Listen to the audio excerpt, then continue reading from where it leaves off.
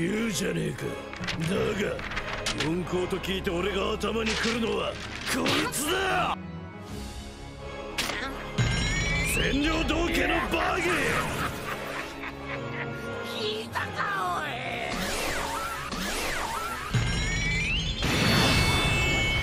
おい。我が名ジュラキュールミホーク。貴様が死ぬにはまだ早い。俺は先幾年月でもこの最強の座にて貴様を待つ。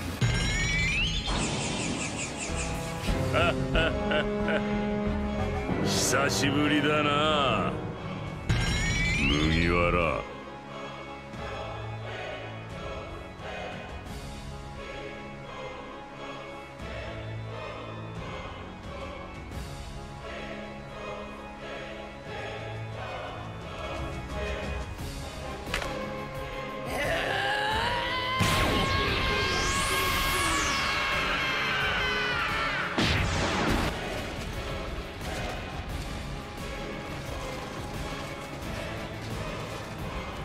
Et salut à toi, Motherflame. Aujourd'hui, on se retrouve pour un nouveau chapitre de One Piece, le 1114, un chapitre très exceptionnel. Franchement, j'ai passé un plaisir à la préparer. Ouais. Même toi, tu m'as dit, t'as pas compris énormément de choses. J'avoue, j'ai pas tout compris et ça va beaucoup me servir cette vidéo. Voilà, pour vous rappeler les amis, Monkey c'est plus la partie le montage. Ça, moi, je suis nul à chier dessus.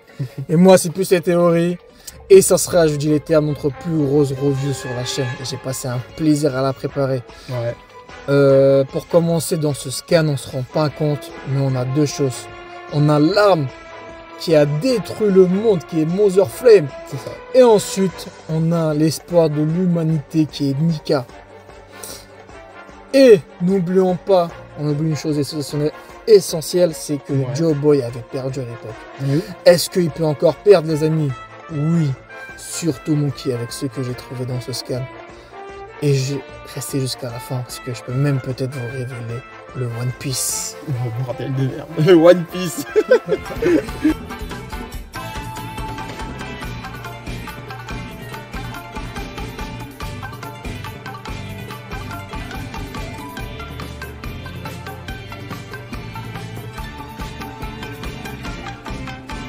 Okay. Ensuite, on commence avec la page de couverture. On a le titre Les ailes d'Icard. Ouais. Icard, bon, j'ai fait ça, je suis allé taper sur Google. C'est fait partie d'un personnage de la mythologie grecque qui a volé trop près du soleil, qui s'est fait brûler et qui est mort. C'est ça. C'est une référence à Vegapunk quand il dit que je me suis trop rapproché du soleil. Ensuite, on voit Yamato qui doit aller au sanctuaire pour déposer Enma. Le sanctuaire où elle va y aller, à mon avis, c'est le sanctuaire où Denjiro avait changé de visage. Oui, c'est le sanctuaire où il est un peu hanté. Où même Zoro avait dit qu'il tuera Orochi. Et là, un démon qui est Yamato qui va se rentrer là-bas, qui est une Oni. Est-ce qu'on aurait des petits plus de révélations au niveau du sanctuaire? Franchement, le sanctuaire, ça me parle. Ouais, j'avoue. Ensuite, on commence directement avec le scan. On revoit Akenu. Ça m'a fait vraiment plaisir de le voir. N'oublions pas qu'il avait démonté Kuma et qu'il est au courant de tout en fait. Ouais. Et ensuite, on sait qu'il fait partie de la famille de Dragon. Donc, il Dragon, une pause et c'est fini pour lui. On enchaîne directement avec Mogdom. Où c'est, on va dire les termes, hein, c'est Golemon rigole toujours, ils n'ont pas changé. On se rappelle quand ils rigolaient sur le rêve de Luffy, quand ils étaient avec Bellamy, tout ça. Ouais, bah oui. Les amis, venez, on rigole un coup, nous-mêmes sur eux. Ah, bande de Golemon. Et on passe directement à Water 7 qu'on avait énormément terrorisé dessus. Mais oui, je me rappelle. Dommage qu'on ne voit pas la réaction d'Iceberg. J'aurais voulu voir ses réactions parce qu'il voulait créer une île qui pouvait flotter sur la mer. Et on revoit bien sûr le GOAT, le Flamingo. À chaque fois qu'on le voit, voilà, c'est le flow du personnage. C'est trop, vraiment c'est trop. La première chose que je pense, c'est déjà qu'il va s'enfuir. Il dit que mieux vaut monter là-haut et qu'il va s'enfuir, il va rejoindre la Cross Guild. Ah ouais, j'aimerais trop. Mais par contre, on oublie une chose, à chaque fois qu'on dit on va monter là-haut, on pense avec un Marie-Joie, mais n'oublions pas qu'il y a aussi Scapia. Oui. On peut aller se réfugier à Scapia. C'est vrai, il y a aussi Scapia. On enchaîne avec Shirahoshi, les hommes poissons. Bon, eux, c'est sûr qu'ils seront en sécurité. Il n'y a aucun problème. Aucun problème. Et on revient à Egghead et le Gorosei. On voit la case où ils prennent ça au sérieux et qui transpirent. Ah, il flippe, hein. Ah, ils flippent. Mais j'ai une question, est-ce qu'ils étaient au courant du coup de ce que Vegapunk vient de révéler? Non, ils n'étaient pas au courant de ce qu'il va révéler. Mais ils savent que c'était sur Seikobli et c'est pour ça qu'ils voulaient arrêter la diffusion. Ah oui. Okay. Et on découvre que Vegapunk avait prédit le Mother Flame. Il dit lui-même que si jamais l'eau n'est pas montée, arrêtez cet enregistrement. Parce qu'il a tourné cet enregistrement avant que Luffy même arrive sur Wano Kuni. Ouais, c'est vrai. Ah oui, c'est pour ça, dans l'enregistrement, il n'y aura pas la scène où Vegapunk va dire que Luffy est Joe Boy. Et là, avec Sumoshi, tout ça, bah, elle dit, ouais, mais comment ça se fait qu'il est au courant que l'eau, elle est montée alors qu'il est déjà mort? Et ensuite, bah, Sumoshi, comme de base, elle sert à rien du tout, mais par contre, à mon avis, si je dis pas de bêtises, avec celui qui est derrière, qui est Mondor, c'est la première fois qu'on les voit depuis que Marco les a fait tomber, là, depuis Wano, c'est la première fois qu'on les voit. Ouais, bah oui, je crois que t'as raison. Hein. C'est-à-dire qu'ils ont c'est-à-dire que l'équipage a survécu. Ouais, bah ça on le savait, je pense. Moi, je pensais qu'ils... Voilà, mais avec Mondor, ça fait plaisir. Ouais. On voit Tonji, je sais pas quoi, sur la petite case à droite, là, le vieux, là. Ah oui. Ce qui est intéressant avec lui, bah, c'était sur l'île, là, où ils avaient tous des longs coups, des longs arbres, tout ça, parce qu'il y avait l'eau qui montait ou je sais plus quoi. Et ça, c'est intéressant de les voir aussi. C'est vrai. Et ensuite, bah, on voit Aokiji avec plein de bandages. On voit que Garp lui a vraiment mis mal. Son combat avec Garp, ouais. Mais t'inquiète pas, Aokiji. Kizaru va te rejoindre avec tes bandages. Et t'attends sur le bateau. Et on revient sur Saturne et compagnie. Franchement, je donne une médaille d'or à Chopper qui arrive à bloquer la patte de Saturne. On se rappelle que Kuma... C'est empoisonné, non? Ouais. Et Kuma, gros... Kuma, la patte elle avait pénétré ou lui avait fait très mal. Et lui, il arrive à bloquer la patte de Saturne. Chopper. Nami qui détruit la moitié du village de Saturne. Respect. Et surtout Robin qui les sauve avec une technique qui ressemble à une toile d'araignée. Non mais là, c'est un peu ironique. Non, mais là... Vu qu'il affronte une araignée. Mais bon, la performance de Robin me déçoit parce que c'est une femme qui vaut presque 1 milliard de berries. Ouais. Je m'attendais à mieux, à une transformation de sa part comme on a vu avec... Après, il faut savoir qu'elle est encore un peu blessée là, non? Mais même, elle a foutu quoi, frère? On sait même pas pourquoi elle est blessée, celle-là. J'avoue. Et on vient à la deuxième partie la plus importante. On voit Mother Flame. Ouais. Déjà, dessus, on voit que c'est écrit Mu, qui fait référence à Imu. Et on voit le A. Le A, ouais. Voilà, le A, pour moi, il y a une civilisation qui était Atlantis. Ah un truc à la Aquarium. Est-ce que c'est le A de Atlantis et ensuite le Mu de Imu? Est-ce que c'est une île Atlantis qui a été effacée? C'est possible. Par le gouvernement. Ouais. Est-ce que Imu est une des dernières survivantes de cette île? Ce serait incroyable. Ensuite, ce qui est intéressant, c'est comment une flamme peut-il vivre dans une cube d'eau? C'est ce que j'allais dire. Glouk, c'est une cube d'eau. Dis-toi, une flamme, c'est vraiment le soleil.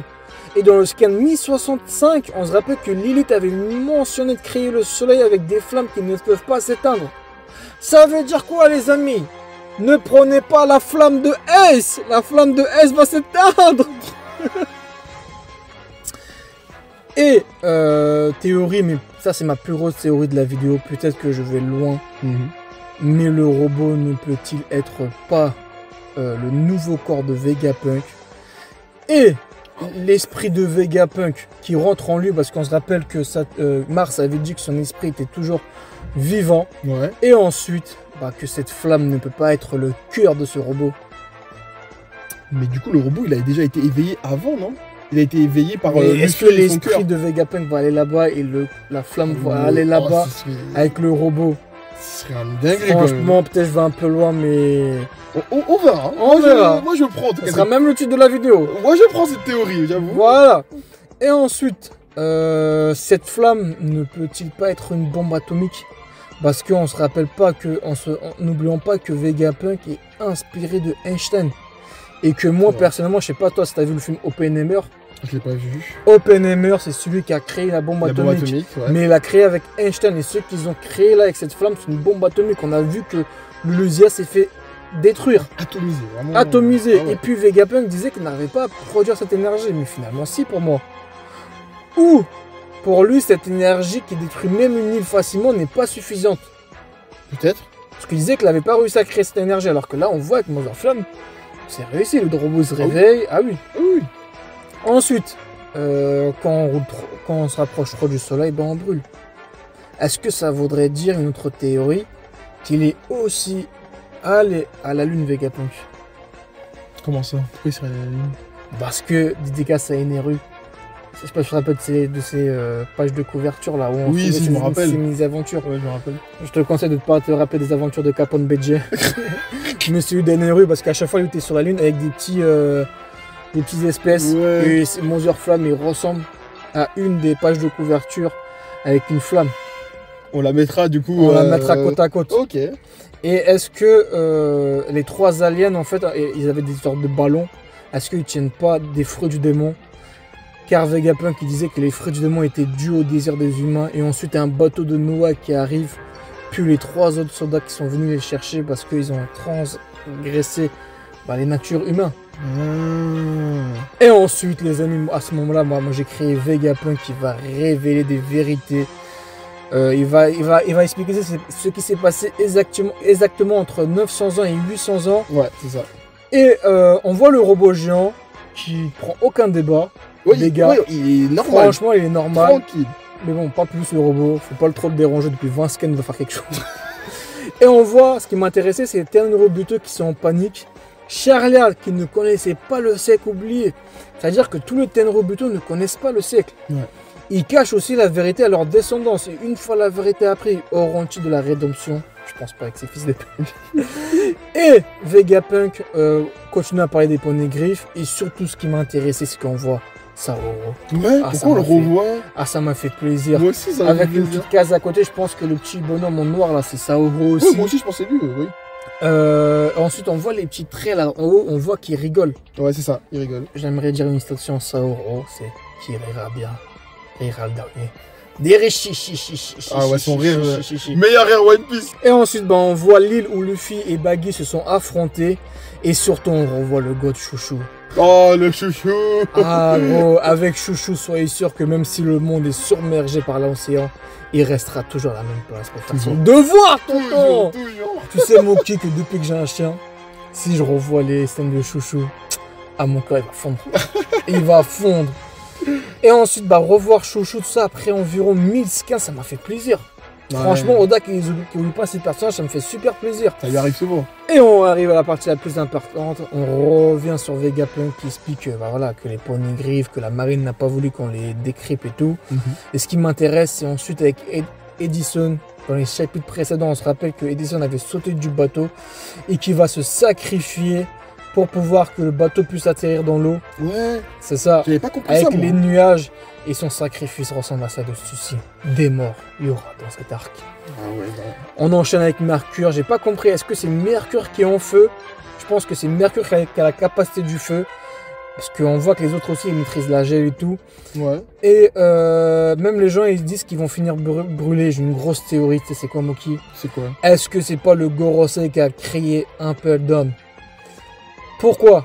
Parce que Mercure, flamme, ils vont brûler, ça me fait penser au niveau 4 d'Impel Down qui est l'enfer des flammes. Vénus avec la glace me fait penser à l'enfer des glaces au niveau 5. C'est vrai. L'enfer de la famine, là, je crois que c'était le niveau 3 avec Saturne qui voulait pas Saturne, Jupiter qui voulait manger à chaque fois là, le ver de sable là.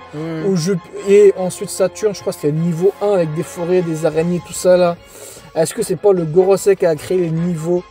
Ah, ce serait intéressant, ça. C'est très intéressant. C'est vrai, hein. Et enfin, on voit Luffy en Gear 5 Ah ouais, qui ça, n'arrive pas à blesser Mercury. ça, j'ai pas compris. Même Kaido sentait ses coups. Et ensuite, est-ce que Luffy il joue à un jeu?